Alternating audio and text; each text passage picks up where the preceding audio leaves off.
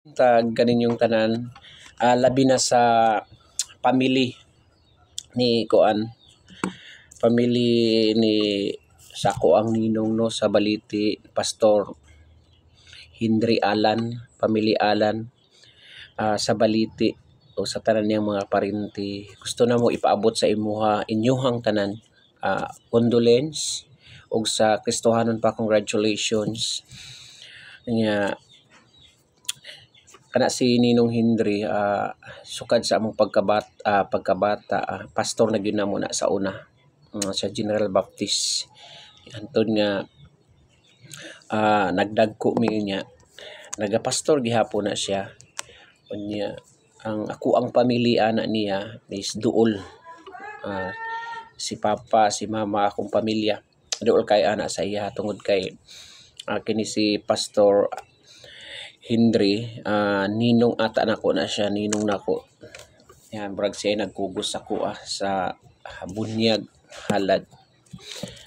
So mo na nga gusto na mo ipaabot sa inyo sa among family family Bali, family Pichon, condolence o sa Kristohanon pa congratulations.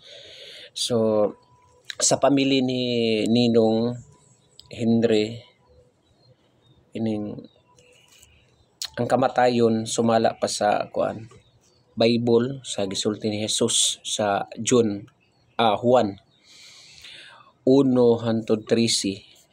1:3 ana pa siya nga ug miingon kanila si Jesus ayaw kamog kaguol salig kamo sa Dios ug salig usab kanako. Sa balay sa akong amahan adunay daghang mga lawak. Adunay daghang mga lawak ug mo adto ako aron pag-andam og dapit alang kaninyo. Kun dili pa kini tinuod dili ko unta kamo sultian niini. Ug kun atuan na ako didto ug andam na nagdapit alang kaninyo mubalik ako ug kuhaon ko kamo aron bisag asa ako atua usab kamo nahibalo kamo sa dalan paingon sa dapit nga akong adtuon.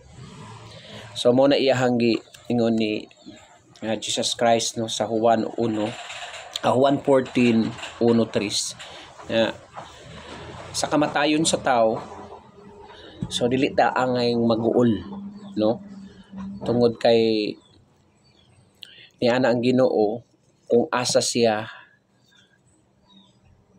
atua usab siya o atua usab kamo mo na siya so naana siya giandam nga kining dapit para kanato sa ato ang kamatayon. So dili gyud nato na siya malilong tungod kay ang ato ang kinabuhi hinulman nato gikan sa atong buhi nga Dios muna nga mobalik gyud ta sa iya So ang kuano nato instead og kini natural lang gyud ng mga kaguol, natural lang gyud ng mga kahingawa tungod kay sa pipila ka panahon nga nagkuyog mga memories, mga kaayo sa tao, mga kaayo nga gibilin ni Pastor Henry ni Ninong sa inyo So ma-miss gyud ninyo mga kahingawa. Siyempre dili malikayon nga makahilak ka, dili kalikayan nga makahilak ka, dili kalikayan nga mamingaw gyud ta sa iya tungod kay nagpabilin man gud ang kamaayo niya para dinhi kanato. So mo na pero sumala pa sa Bible nga giingon ni Jesus Christ sa Juan 14:1-3 ug miingon kanila si Jesus ayaw kamo kaguol salig kamo sa Dios ug salig usab kamo kanako.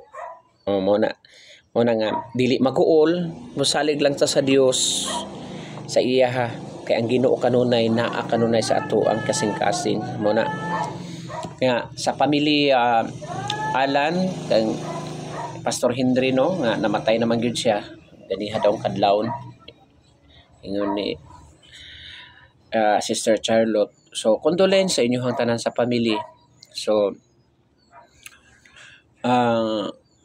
ang atong kinabuhi dili man ato iya sa Dios, usa angayan lang pud natong ibalik diha kaniya.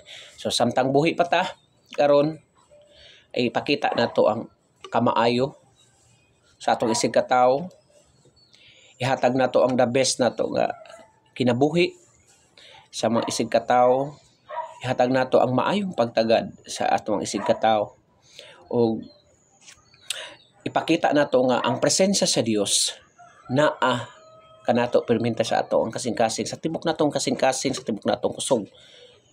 Pakita nato nga naa gyud ang Ginoo kanunay aron nga ang ato ang pagpuyo ning kalibutan magmalinawon o komportable kanunay samtang naa pa ta dinhi sa babaw sa kalibutan. Ipakita nato ang the best gyud nga nya pinaka-importante, serve the Lord hangtod nga naa pa ta dinhi sa kalibutan. Ang importante mo serve gyud ta sa Ginoo, mutuo diha kaniya, mutuman sa iyang gusto para kanato aron sa ingon ni ana pagkamatay nato naagyud ta mismo sa iyang tiilan. Dili magproblema inyong mga kabilin tungod kay sila mismo nakahibalo sa imong kamatayon nga ang Ginoo naagyud perminti sa imuhang presensya na sa imong tibok kasing-kasing. Yan, makita man na sa imong sitwasyon, makita gyud na kung naabag yun ang Ginoo sa imong kinabuhi tungod kay makita na sa imong dawiyo talk, dawiyo kung saan na mulihok ka, dawi sa imong mga moves, makita yun na kung ang Ginoo naa sa imong presensya tungod kay makita kung unsa ang kalalabasan niya na. So kana lang, condolence sa family Alan diha sa Balite, condolence sa inyong tanan. So ang Ginoo kanunay magauban kaninyo og magahatag og kalinaw sa matag usa kaninyo. God bless you everyone.